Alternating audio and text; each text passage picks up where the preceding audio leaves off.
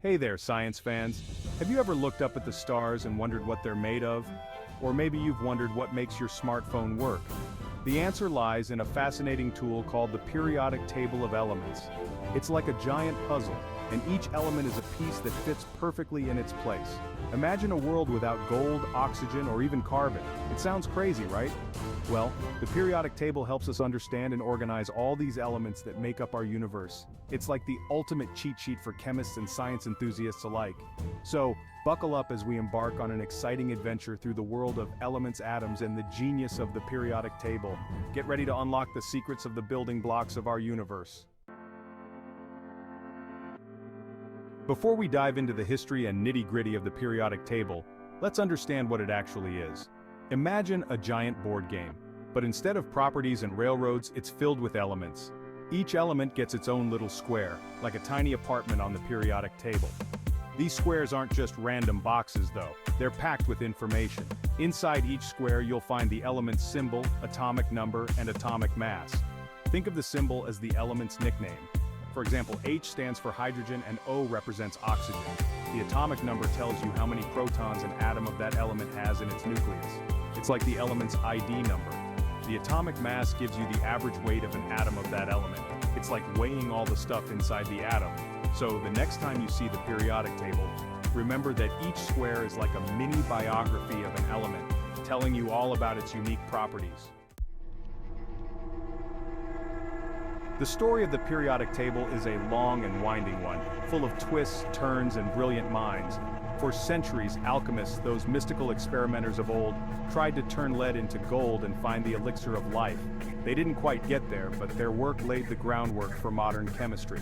Fast forward to the 17th and 18th centuries, when scientists started to realize that matter was made up of tiny particles called atoms. They began to identify and study different elements, but there was no organized way to keep track of them. It was like trying to organize a library without any shelves or categories. Then came the 19th century, the golden age of element discovery. Scientists were finding new elements left and right, like kids unwrapping presents on a cosmic Christmas morning. But this abundance of elements created a new problem. How do we make sense of it all? Enter Dmitri Mendeleev, the mastermind who would change the world of chemistry forever. Imagine being a teacher who loves to play cards. You have all these cards representing different elements, but they're scattered everywhere. Wouldn't it be great to arrange them in a way that makes sense? That's precisely what Dmitri Mendeleev did. Mendeleev, a brilliant Russian chemist, was obsessed with organizing the elements. He spent years studying their properties and trying to find patterns. Finally, in 1869, he had a breakthrough. He arranged the elements in order of increasing atomic weight and noticed that elements with similar properties appeared at regular intervals. It was like magic. Mendeleev realized that he had stumbled upon a fundamental law of nature. He called his arrangement the periodic table because of the repeating patterns or periods he observed. Mendeleev's table wasn't perfect, but it was revolutionary. He even left gaps in his table, predicting that new elements with specific properties would be discovered to fill them. And guess what? He was right. Mendeleev's periodic table became the foundation for our modern understanding of the elements and their relationships. Section 5. Metals, nonmetals, and everything in between. Sorting the elements. Now that we've met the mastermind behind the periodic table, let's dive into how it helps us classify the elements. Think of the periodic table as a giant sorting hat, like the one in Harry Potter, but instead of houses, it sorts elements into different categories based on their properties. The most basic division is between metals and nonmetals. Metals, like shiny gold and strong iron, are usually good conductors of heat and electricity. They're also malleable, meaning you can hammer them into different shapes without breaking them. Nonmetals, like oxygen and carbon, are the opposite. They're usually poor conductors of heat and electricity, and they tend to be brittle, meaning they break easily. Think of a charcoal briquette, definitely not something you want to hammer. But wait, there's more. The periodic table also includes metalloids, which have properties of both metals and nonmetals. They're like the in-betweeners of the element world. And then there are the noble gases, which are like the cool kids in the back of the class. They don't interact much with other elements. Section 6, gases, the free spirits. Let's start our journey through the elements with the gases, the free spirits of the periodic table. They're all around us, but we can't see them. That's because gases don't have a fixed shape or volume. They're like air. They take the shape of their container. Think of a balloon. When you fill it with helium, a gas, it floats. That's because helium is lighter than air. Oxygen, another gas, is what we breathe. It's essential for life. But not all gases are so friendly. Chlorine, for example, is a greenish-yellow gas that's poisonous. It's used to disinfect water, but you wouldn't want to breathe it in. Gases are a diverse bunch with a wide range of properties, from life-giving to potentially dangerous. Section 7. Metals, shiny, strong, and ready to bond.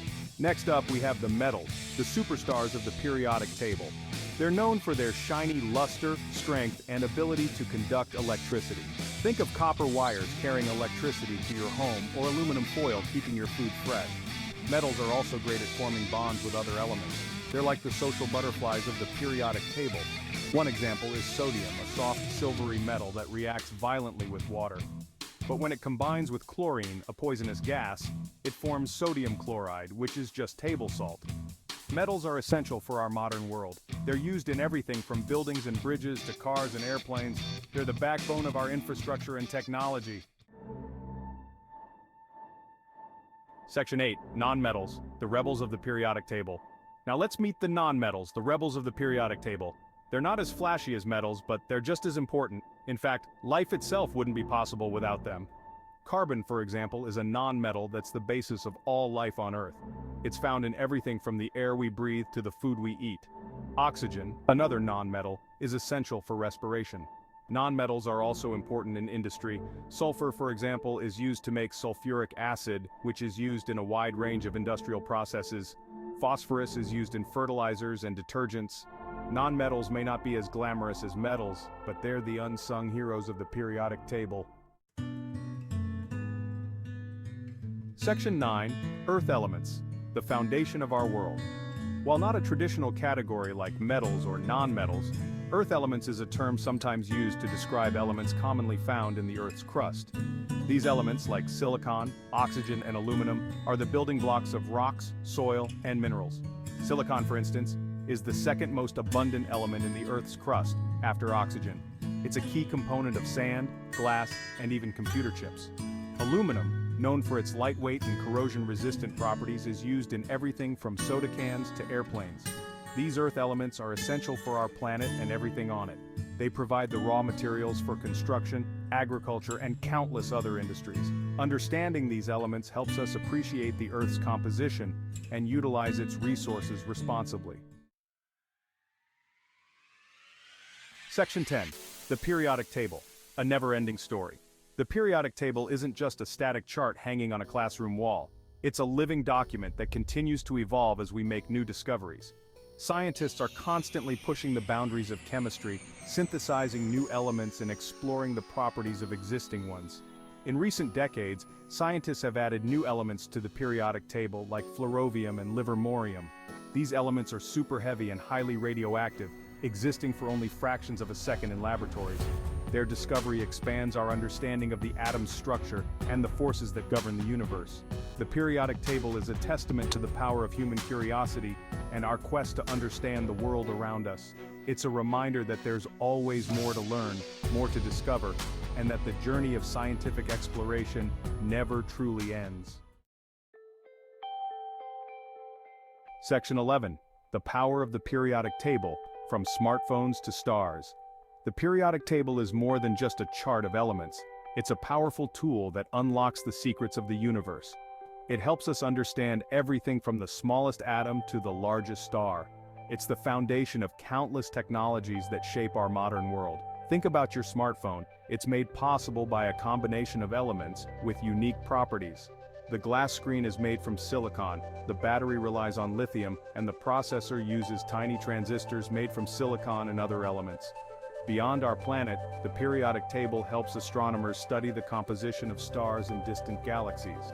By analyzing the light emitted from these celestial objects, they can determine the elements present and gain insights into the universe's evolution.